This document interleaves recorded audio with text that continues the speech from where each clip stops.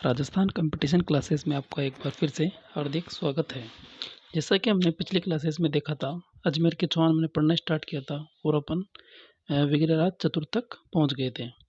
और उसके बाद जो शासक रहा है, ये देखिए विग्रहराज चतुर्थ, और इसके बाद जो शासक होंगे उनका नाम है पृथ्वीराज द्वितीय। तो आइए आज का सेशन स्टार्ट करते हैं। तो और पृथ्वीराज द्वितीय के साथ विग्रहराज चतुर्थ के बाद अपरगांगे और उसके बाद पृथ्वीराज सेकंड गद्दी पर बैठा, जिसने जिसने 1169 ईस्वी तक शासन किया था। ये ऊपर देखिए एक बार, चौहानों का भातृहंता शासक यानी भाई की हत्या करने वाला शासक कौन था?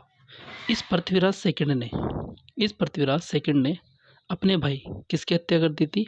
अपर गांगदेव की हत्या कर दी थी। ठीक है, क्योंकि विग्रहराज चतुर्थ के बाद आप बनता शासक कौन?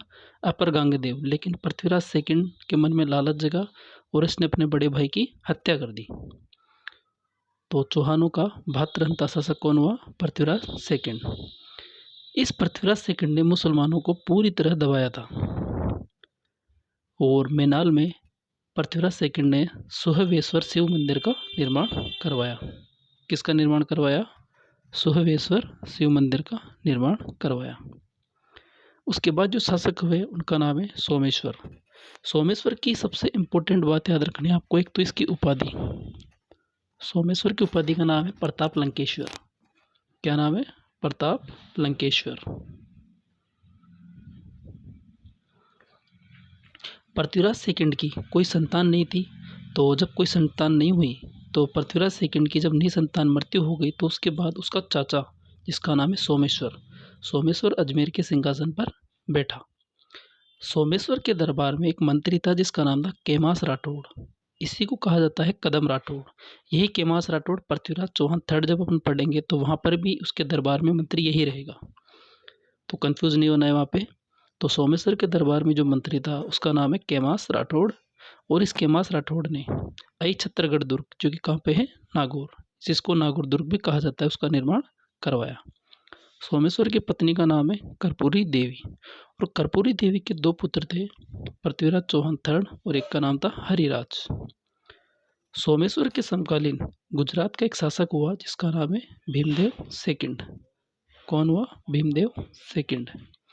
भीमदेव सेकंड के साथ जब सोमेश्वर ने युद्ध किया तो भीमदेव सेकंड के साथ लड़ते हुए सोमेश्वर चौहान मारा गया। सोमेश्वर ने अजमेर में मूर्ति कला का विकास किया था। अजमेर में मूर्ति कला का विकास किसने किया?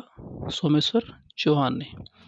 सोमेश्वर का जो लालन पालन हुआ था वो उसके ननिहाल, इसका ननिहाल था गुजरात में, वहाँ हुआ, और कुमारपाल ने सोमेश्वर की पर्याप्त देखभाल की थी वहाँ पे।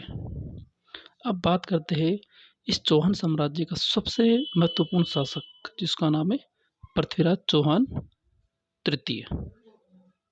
पृथ्वीराज चौहान तृतीय। सबसे पहले तो इनका समय 1177 ईस्वी से 1192।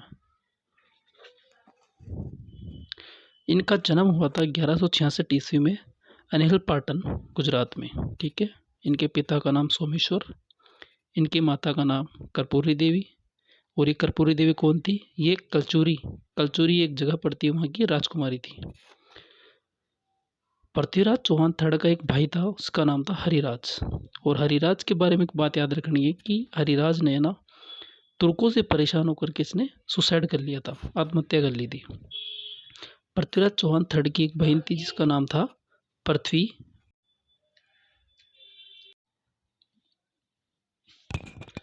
इनकी जो बहन थी उसका नाम था पृथ्वी बाई। इनके एक पुत्र था जिसका नाम था गोविंदराज, और यही गोविंदराज आगे चल करके रणथंभौर में चौहान वंश की स्थापना करेगा। पृथ्वीराज चौहान थर्ड के पास एक घोड़ी थी जिसका नाम था नाट्यरंबा। और सबसे इम्पोर्टेंट, इनका राज्याभिषेक कब हुआ?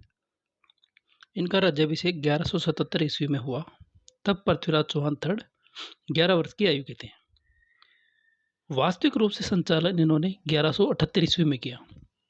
अब 1 वर्ष तक इनकी माता थी कर्पूरी देवी। कर्पूरी देवी ने संरक्षिका के रूप में काम किया था। इनके दरबार में एक प्रधानमंत्री था जिसका नाम, प्रधानमंत्री या मंत्री बोल दो, उसका नाम था कैलाश या कदम, तीनों ही के नाम है। अब बात करते हैं कि पृथ्वीराज चौहान थर्ड के बारे में कुछ विशेष तथ्य। पृथ्वीराज चौहान थर्ड, इनको 6 भाषाओं का ज्ञान था। इनकी समाधि कहाँ बनी हुई है? गजनी। गजनी कहाँ पड़ता है? अफगानिस्तान में।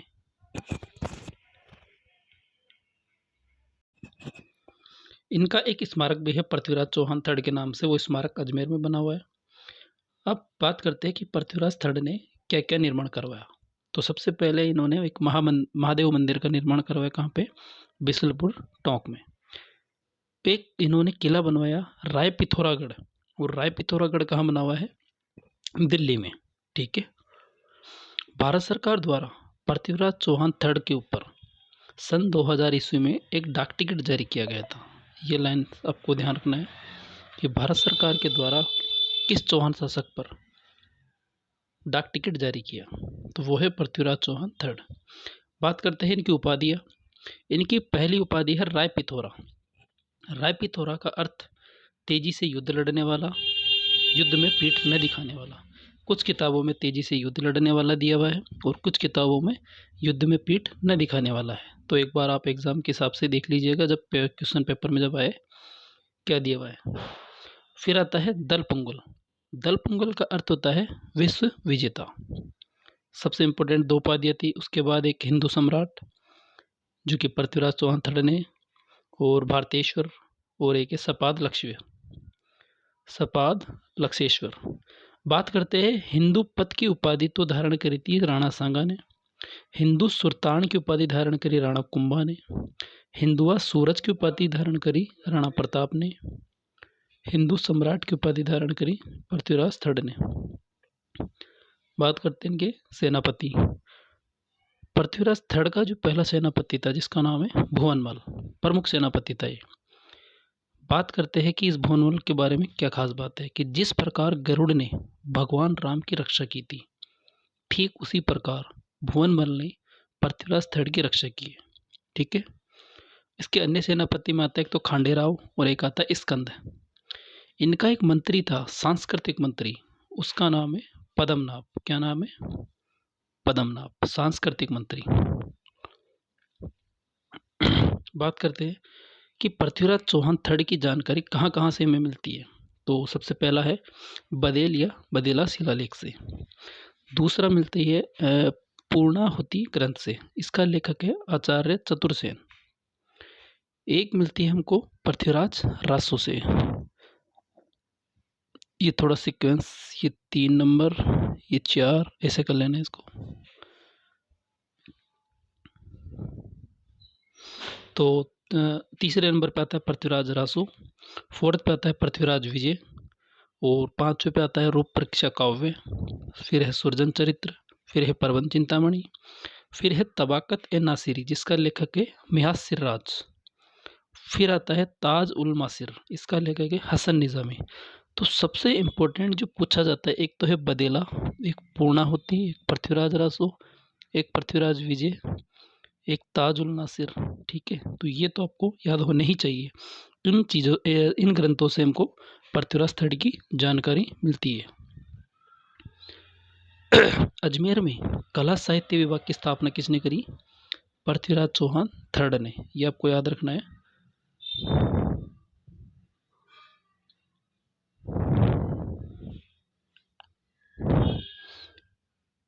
कि अजमेर में एक तो किसकी कला एवं साहित्य विभाग की स्थापना किसने करी? पृथ्वीराज थर्ड ने। ठीक है। उसके बाद आता है कि इसके दरबार में कौन कौन से विद्वान रहे थे।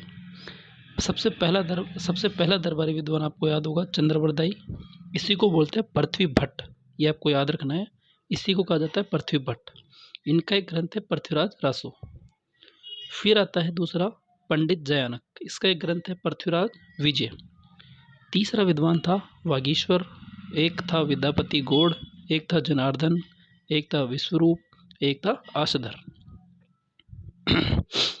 पद्मनाभ, सॉरी ये पद्मनाभ है, यहाँ पे कर लेना पद्मनाभ।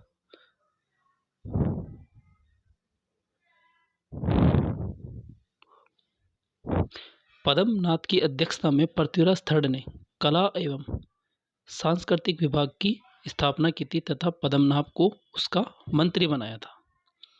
ये लाइन आपको याद होनी चाहिए, सबसे इम्पोर्टेंट लाइन है ये। अगर एग्जाम में पूछा जाएगा तो यहाँ से पूछा जा सकता है। बात करते हैं कि चंद्रबरदाई की एक बेटी भी थी। किसके? इस चंद्रबरदाई की एक बेटी थी। कौन थी? एक बेटी थी। इसकी बेटी का नाम था राजबाई। ये एग्जाम में पूछा जा चुका है। फिर आती इसकी नीतियाँ। पृथ्वीराज चौहान थर्ड की कौन कौन सी नीतियाँ थी? एक तो थी स्वजनों से मुक्ति दिलाना, एक था साम्राज्य का विस्तार करना जिसको बोलते दिग्विजय की नीति, एक थी विदेशी आक्रांताओं से मुकाबला करना। एग्जाम में क्वेश्चन आया था दिग्विजय की नीति किस शासक ने अपनाई थी? तो पृथ्वीराज थर्ड ने। अब बात करते हैं पृथ्वीराज चौहान थर्ड का विवाह। कन्नौज का एक शासक था जिसका नाम था जयचंद गढ़वाल। इसकी एक पुत्री थी संयोगिता। ठीक है। बताया जाता है कि वहाँ एक चित्रकार था पन्ना राय। पन्ना राय ने संयोगिता को इस पृथ्वीराज थर्ड का एक चित्र दिखाया। तो संयोगिता ने जब इसको देखा तो चित्र देख करके संयोगिता मन ही मन उससे प्रेम करने लगी।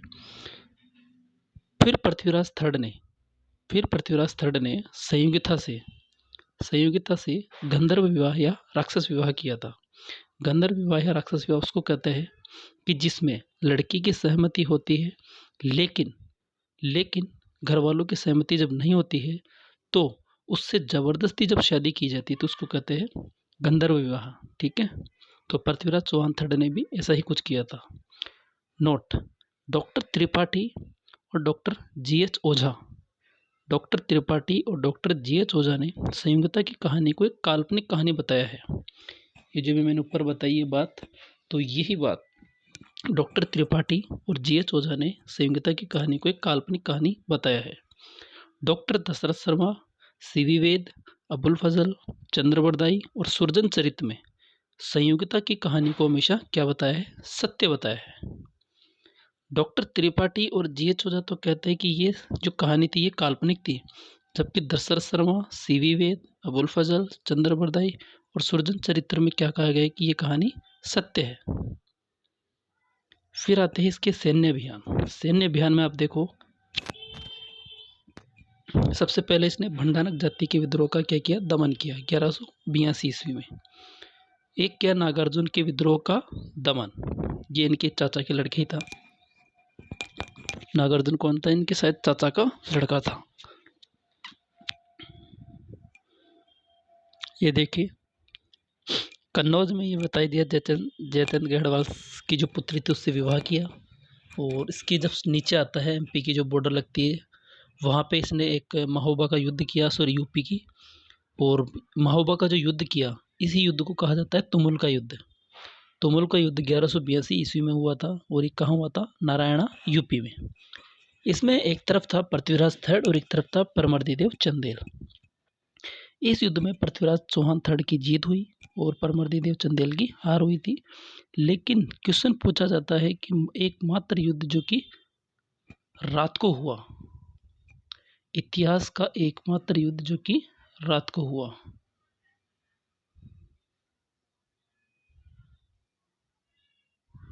कब हुआ?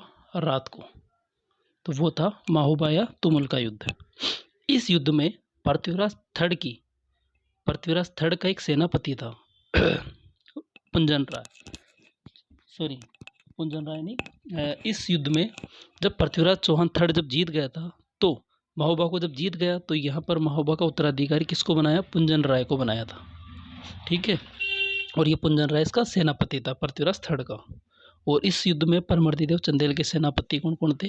आला एक उदल। ये दोनों इस युद्ध में लड़ते हुए वीर गति को प्राप्त हुए। पृथ्वीराज चौहान थर्ड के द्वारा कौन कौन से युद्ध लड़े गए? तो बात करते हैं, एक तो लड़ा गया गुड़गांव का युद्ध 1178 ईस्वी में। इस युद्ध में क्या हुआ था कि पृथ्वीराज थर्ड और दूसरी तरफ था नागार्जुन, और इस युद्ध में जीत हुई थी पृथ्वीराज थर्ड की। दूसरा उसने काम किया युद्ध के रूप में भंडानकों का पूर्णतः दमन किया था। भंडानक कौन थी? एक लड़ाकू जाति होती है। भंडानक शायद मैं पहले भी बता चुका हूँ कि भंडानक एक लड़ाकू जाति है। क्या है? लड़ाकू जाति है। इसका विस्तार भरतपुर से लेकर के मेरठ तक के क्षेत्र में सबसे ज़्यादा मिलती है। ठीक है। फिर आता है दिल्ली के राजा अनंगपाल तोमर, जो कि तंवर वंश के हैं। अनंगपाल तोमर ने दिल्ली का साम्राज्य पृथ्वीराज III को सौंप दिया था। ठीक है। एग्जाम में जो पूछा जाता है वो ये है, चौहान वंश का एकमात्र शासक जिसने कभी भी तंवरों से या तोमर से कभी भी युद्ध नहीं किया, तो वो कौन था? पृथ्वीराज III। फिर आता है महोबा का युद्ध, जो अपन अभी ऊपर पढ़ चुके हैं। इसको तुमल का युद्ध भी कहा जाता है। 1182 ईस्वी में नारायणा नामक स्थान पर लड़ा गया। इस युद्ध में पृथ्वीराज III की जीत हुई थी, परमर्दी देव चंदेल की हार हुई थी। परमर्दी देव चंदेल के सेनापति आल्हा और वीर गति को प्राप्त हुए। और इस युद्ध में जब पृथ्वीराज चौहान III ने विजय प्राप्त करी, तो महोबा को उत्तराधिकारी किसको बनाया? पुंजन राय को बनाया। फिर आया था नागौर का युद्ध। किसका युद्ध? नागौर का युद्ध लड़ा था पृथ्वीराज चौहान III ने। नागौर का युद्ध लड़ा 1184 ईस्वी में। इस युद्ध का कारण था इच्छिनी प्रकरण। अब ये इच्छिनी कौन है? अभी आएगा नीचे। जब ये युद्ध जीत गया, नागौर का युद्ध, पृथ्वीराज III, तो जीतने के बाद इसने कौन सी उपाधि धारण करी थी? दल पुंगल की उपाधि धारण करी थी। अब युद्ध का कारण था इच्छिनी प्रकरण। अभी इच्छिनी कौन थी? ये माउंट आबू के राजा जेत्र सिंह या सलखा की पुत्री थी। लेकिन हुआ क्या था कि इस इच्छिनी का जो विवाह था, या जो विवाह फिक्स हो चुका था, वो किससे हुआ था? भीमदेव II से। किससे हो चुका था? भीमदेव II से। ठीक है। लेकिन शादी किससे हो गई? पृथ्वीराज III से। तो इस चीज को लेकर के भीमदेव II को गुस्सा आया और भीमदेव II ने पृथ्वीराज III पर अटैक किया। तो इनके बीच जो युद्ध लड़ा गया था वो था नागौर का युद्ध। इस युद्ध में भीमदेव सोलंकी शासक प्लस इनके साथ दिया था जगदेव प्रतिहार ने। इसके अलावा जो सबसे महत्वपूर्ण जो युद्ध था वो लड़े गए थे तराइन का पहला युद्ध और एक था दूसरा युद्ध। तराइन के पहले युद्ध को एक ताराबाड़ी का युद्ध भी कहा जाता है। ये अपने को याद होना चाहिए कि तराइन का जो पहला युद्ध है इसको क्या कहा जाता है? ताराबाड़ी का युद्ध, जो कि 1191 ईस्वी में लड़ा गया। कहाँ पे? करनाल, हरियाणा। एक तरफ था पृथ्वीराज III वर्सेस मोहम्मद गोरी। ठीक है। पृथ्वीराज III का इस युद्ध में, यानी तराइन के प्रथम युद्ध में, पृथ्वीराज III के सेनापति का नाम था चामुंडा राय। और एक तरफ इनके साथ दे रहा था कौन? दिल्ली का गवर्नर, जो कि कौन था? गोविंदराज तोमर। ठीक है। दूसरी तरफ था मोहम्मद गोरी। अब इनकी दोनों की जब सेना क्या हुई? आमने सामने हुई, तो दिल्ली का जो गवर्नर था गोविंदराज तोमर, वो किसकी तरफ से लड़ रहा था? पृथ्वीराज III की तरफ से। इसने इसने मोहम्मद गोरी की तरफ तीर चलाया और इस तीर से कौन घायल हुआ? मोहम्मद गोरी घायल हुआ और वह वहां से युद्ध से भाग गया। जब तीर लगने के कारण जब वो घायल हुआ और वहां से भाग गया, तो इस युद्ध में जब जीत हुई, किसकी हुई? पृथ्वीराज III की। ठीक है। और जब इस युद्ध में जब जीत हुई, तो इस युद्ध में जयचंद गढ़वाल ने पृथ्वीराज III का साथ दिया था। ये आपको याद होना चाहिए कि तराइन के प्रथम युद्ध में पृथ्वीराज चौहान III का साथ किसने दिया था? जयचंद गढ़वाल ने। ठीक है। फिर आता है तराइन का दूसरा युद्ध। जब भी ये मोहम्मद गोरी जब हार कर भाग गया, तो ये दोबारा वापस आए 1192 में। वापस इन्हीं दोनों के बीच युद्ध होगा, पृथ्वीराज III और मोहम्मद गोरी। लेकिन इस बार मोहम्मद गोरी के साथ कौन कौन आए थे भारत में? एक आया था ख्वाजा मोइनुद्दीन चिश्ती और एक आया था कुतुबुद्दीन ऐबक। इस युद्ध में मोहम्मद गोरी ने थोड़ी चालाकी दिखाते हुए कूटनीति को अपनाया। ठीक है। और मोहम्मद गोरी ने अपने दो सेनापतियों को, किवाय उल मुल्क और एक था रुकनुद्दीन हमजा, इन दोनों को भेजा कहाँ पे? संधि करने के लिए पृथ्वीराज III के पास। पृथ्वीराज III के पास अब ये तो राजा था, ये संधि तो करेगा नहीं। ये अपने दो मंत्रियों को भेजा, अश्व सिंह और प्रताप सिंह। इन दोनों के बीच में संधि हुई, दोनों ने आपस में शर्तें पड़ी, क्या हुई क्या नहीं हुई। ठीक है। पृथ्वीराज III ने उस संधि पर साइन करे, लेकिन जब साइन करने की बारी आई मोहम्मद गोरी की, तो इसने मना कर दिया और इसने पृथ्वीराज III की सेना को घेर लिया। ठीक है। घेर लिया, लेकिन इस बात का जरा सा भी अंदाजा पृथ्वीराज III को नहीं था, कि उसको लगा कि जब संधि हो रही है तो युद्ध की कोई स्थिति बनती नहीं है। लेकिन मोहम्मद गोरी ने कूटनीति को अपनाया। ठीक है। अब फिर क्या हुआ कि मोहम्मद गोरी ने पृथ्वीराज चौहान III पर अटैक किया, और अटैक किया क्योंकि पृथ्वीराज चौहान थर्ड उस समय युद्ध की स्थिति में था नहीं, तो जाहिर सी बात है कि पृथ्वीराज चौहान थर्ड की हार होगी और मोहम्मद गोरी इस युद्ध में जीत जाएगा। इस युद्ध में मोहम्मद गोरी के सेनापति कौन कौन थे? एक था खारबक, एक था इल्लाह, एक था खरमेल और एक था मकबल्ला। ये आपको याद होना चाहिए। मोहम्मद गोरी जब जीता तो मोहम्मद गोरी ने पृथ्वीराज थर्ड को बंदी बनाया। ठीक है। इस युद्ध में गोविंद राय जो कि दिल्ली का गवर्नर था, उसने पृथ्वीराज थर्ड का साथ दिया था। और कौन कौन साथ दिया इसके अलावा? एक था जालौर का राजा समर सिंह ने साथ दिया, एक था मेवाड़ के गोहिल राजा सामंत सिंह ने इस युद्ध में साथ दिया, एक था आमेर के राजा जिसका नाम था पंचम देव। ये ध्यान रखना, आमेर के राजा पंचम देव ने भी इस युद्ध में पृथ्वीराज थर्ड का साथ दिया था। कौन से युद्ध में? तराइन का दूसरा युद्ध। ठीक है। अब बात करते हैं युद्ध से संबंधित जानकारी कौन कौन सी है।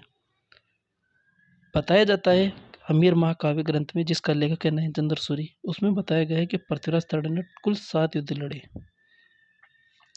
प्रबंध कोश में बताया गया है कि पृथ्वीराज थर्ड ने 20 युद्ध लड़े। सुरजन चरित्र जिसका लेखक है चंद्रशेखर, इस ग्रंथ में बताया गया है कि पृथ्वीराज थर्ड ने 21 युद्ध लड़े।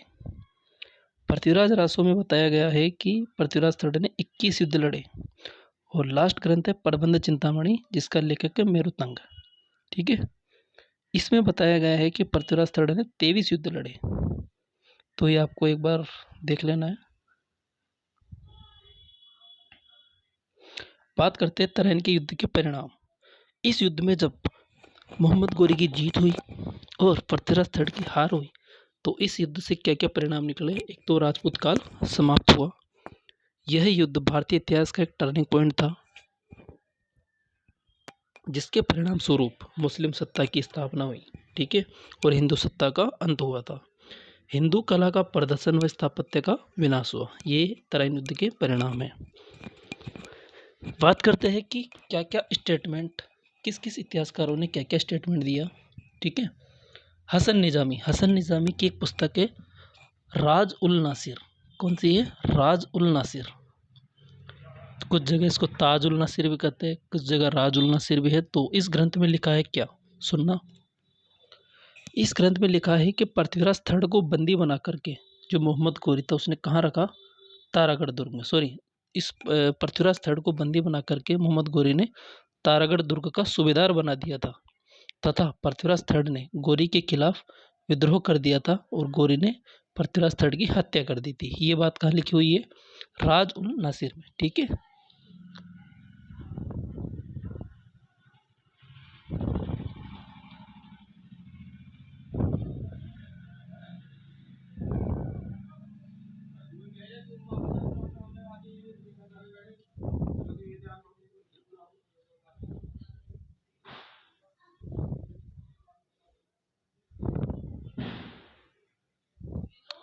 ये ताज उल नासिर, ये ध्यान रखना है ना, ताज उल नासिर। उसके बाद आता है दूसरा स्टेटमेंट जो कि था चंद्रप्रदाय का। चंद्रप्रदाय कौन था? ये चंद्रप्रदाय एक लाहौर का निवासी था और ये एक भाट कवि था। ये ध्यान रखना अपने को। इसकी एक पुत्री थी जिसका नाम था राजबाई। और चंद्रप्रदाय ने 36 राजपूत राजवंशों का वर्णन किया है। किस ग्रंथ में? पृथ्वीराज रासो ग्रंथ में। इस ग्रंथ में क्या लिखा गया है? इस ग्रंथ में लिखा गया है कि चंद्रप्रदाय गजनी चला गया और पृथ्वीराज थर्ड के साथ मोहम्मद गोरी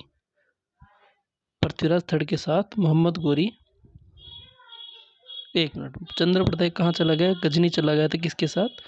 पृथ्वीराज थर्ड के साथ। ठीक है। और पृथ्वीराज थर्ड के साथ मोहम्मद गोरी पृथ्वीराज थर्ड को कैद करके कहाँ ले गया? गजनी ले गया था और वहां पर उसको अंधा करवा करके जेल में डाल दिया। ये अंधा करके जेल में डलवाने की बात लिखी गई है पृथ्वीराज रासो में। ठीक है। चंद्रप्रदाय ने मोहम्मद गोरी से कहा कि मेरे शासक पृथ्वीराज चौहान थर्ड शब्द भेदी बाण चला सकते हैं। तो इसका मतलब है कि जहाँ से आवाज आएगी वहीं तीर चला सकते हैं। ठीक है। तो इस बात का विश्वास नहीं हुआ मोहम्मद गोरी को, कैसा भी हो सकता है क्या? तो उसने कहा कि बताओ हमें कैसे। तो चंद्रप्रदाय ने उस समय एक लाइन बोली कि 4 बास 24 गज 8 अंगुल प्रमाण। तो जैसे ही ये लाइन सुनी, किसने? पृथ्वीराज थर्ड ने। यह सुनते ही पृथ्वीराज थर्ड ने तीर चलाई और मोहम्मद गोरी की मृत्यु हुई। और उसके बाद दोनों, यानी दोनों को, चंद्रबरदाई और पृथ्वीराज थर्ड, दोनों ने एक दूसरे को कटार घोंप करके एक दूसरे की हत्या कर ली थी। इसीलिए इनके बारे में कहावत, स्टेटमेंट प्रसिद्ध है कि एक थाल जन्म और एक थाल मरण। ये प्रसिद्ध किस किस के लिए है? पृथ्वीराज थर्ड और चंद्रबरदाई के लिए। ठीक है। उसके बाद देखो तीसरा स्टेटमेंट किसका था? वो था वीए स्मिथ का। वीए स्मिथ ने क्या कहा कि न केवल चौहान साम्राज्य का पतन बल्कि बौद्ध धर्म का भी पतन हो गया है। ये बात किसने बोली थी? वीए स्मिथ ने। आशीर्वाद लाल श्रीवास्तव ने क्या कहा कि युग परिवर्तनकारी घटना हुई है। ठीक है। और आर.सी. मजूमदार ने क्या कहा कि न केवल चौहान साम्राज्य का पतन बल्कि हिंदू धर्म का पतन हो गया है, भारत में मुस्लिम सत्ता की स्थापना हो गई है। ठीक है। तो ये कुछ स्टेटमेंट थे। उसके बाद गजनी में पृथ्वीराज थर्ड की छतरी भी बनी हुई है और पृथ्वीराज चौहान थर्ड की हार के कुछ कारण बताए जाते हैं और हार का कारण आप एक बार देख लीजिए। पृथ्वीराज चौहान ने अपने आसपास के राजाओं के साथ युद्धों में वह हमेशा व्यस्त रहा और अतः अपने सीमावर्ती क्षेत्रों पर ध्यान नहीं दे पाया। मोहम्मद गोरी के खिलाफ अन्य राजाओं ने उसकी सहायता भी नहीं की थी। इस युद्ध के मुकाबले में उसकी सेना काफी कम थी और उसके अधिकतर सेनापति अन्य युद्धों में लगे हुए थे। गोरी पृथ्वीराज थर्ड की तुलना में एक अच्छा सेनापति सिद्ध हुआ तथा उसने अपनी चालाकी से पृथ्वीराज चौहान थर्ड को हरा दिया था। पृथ्वीराज चौहान ने तराइन के पहले युद्ध के बाद गोरी को तैयारी करने का समय दे दिया था, जबकि स्वयं विलासितापूर्ण जीवन जीता रहा। ठीक है। तुर्कों की सेना में घोड़े ज्यादा थे, जबकि राजपूत हाथियों का प्रयोग करते थे, जो युद्ध की दृष्टि से लाभदायक नहीं थे।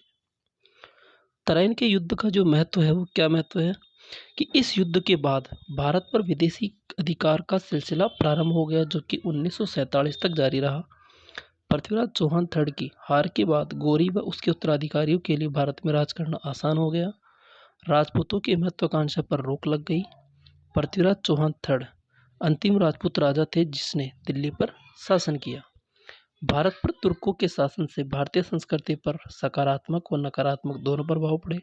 सकारात्मक प्रभाव कैसे? वो देखो, हिंदू मुस्लिम साझी संस्कृति का उदय हुआ, जिसके प्रभाव में स्थापत्य कला और चित्रकला देखे जाते हैं। भारत में भक्ति व सूफी आंदोलन प्रारंभ हुए उस समय, जिससे धार्मिक सहिष्णुता का वातावरण बना। और तराइन युद्ध में हार के बाद पृथ्वीराज चौहान को सिरसा गांव हरियाणा में वहां पकड़ लिया तथा वहां पे मार दिया गया। और ये पृथ्वीराज चौहान का मूल्यांकन जो कि आरएस के हिसाब से इम्पोर्टेंट है, ये आरएस एग्जाम में पूछा जाता है। अब कुछ स्पेशल नोट है, वो देख लीजिए लास्ट। और अजमेर स्थित ख्वाजा की दरगाह में स्थित बड़ी देग किस मुगल सम्राट द्वारा भेंट की गई? वो थी अकबर के द्वारा। चौहान साम्राज्य का निर्माण काल अजयराज और जबकि स्वर्णिम काल विग्रहराज चतुर्थ। हर्षनाथ का मंदिर बनवाया गोख फर्स्ट ने। किस शासक के शासनकाल के दौरान दिल्ली शिवालिक स्तंभ अभिलेख का उत्कीर्ण किया गया? वो था विग्रहराज चतुर्थ। राजस्थान का पहला चौहान राज्य कौन सा था? सबसे इंपॉर्टेंट, ये एग्जाम में पूछा जा चुका है। मोहम्मद गोरी के आक्रमण के समय चालुक्यों को सहायता देने के विरुद्ध पृथ्वीराज थर्ड को परामर्श देने वाला मंत्री कौन था? कदम्बवास। ये भी एग्जाम में पूछा जा चुका है। किस चौहान शासक ने अजमेर को सबसे पहले अपनी राजधानी बनाई? वो था अजयराज। कवि बांधव की उपाधि किस चौहान शासक को प्राप्त थी? वो था विग्रहराज चतुर्थ। पृथ्वीराज थर्ड का समकालीन चंदेल शासक कौन था? परमर्दिदेव। चौहान राजवंश का आरंभिक केंद्र था सपादलक्ष। विग्रहराज सेकंड की जानकारी मिलती है हर्ष अभिलेख में। तारागढ़ दुर्ग को राजस्थान का जिब्राल्टर किसने कहा? बिशप हेबर ने। अजमेर दुर्ग का नाम तारागढ़ दुर्ग किसने रखा? पृथ्वीराज सिसोदिया ने। चौहानों का इष्ट देवता कौन है? हर्षनाथ और ऋषभदेव या आदिनाथ, जो कि जैन धर्म का पहला तीर्थंकर है। ऋषभदेव का मंदिर किसने बनवाया? विमल शाह वैश्य ने भीमदेव सेकंड के समय। मालवा के परमार की राजधानी उज्जैन या धारानगरी रही। ये देख लीजिए शासक, दरबारी, कवि, उनकी उपाधि, उनके उपनाम। सबसे पहला है विग्रहराज चतुर्थ। विग्रहराज चतुर्थ के दरबार में एक तो सोमदेव था और एक नरपति नारला, ये दरबारी कवि थे। विग्रहराज चतुर्थ की उपाधि थी कवि बांधव या कट्टी बांधव और इसका उपनाम क्या था? साहित्यकारों का आश्रयदाता। ठीक है।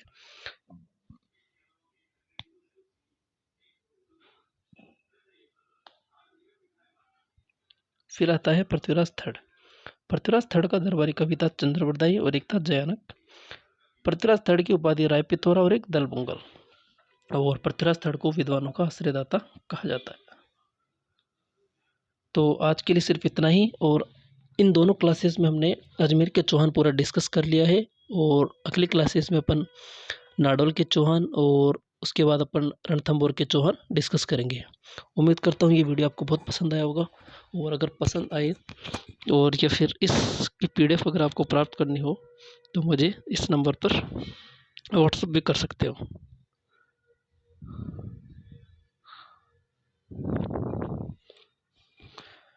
आज के लिए इतना ही। बाकी नेक्स्ट क्लासेस में अपन स्टार्ट करेंगे नाडोल और रणथंभौर के चौहान। धन्यवाद।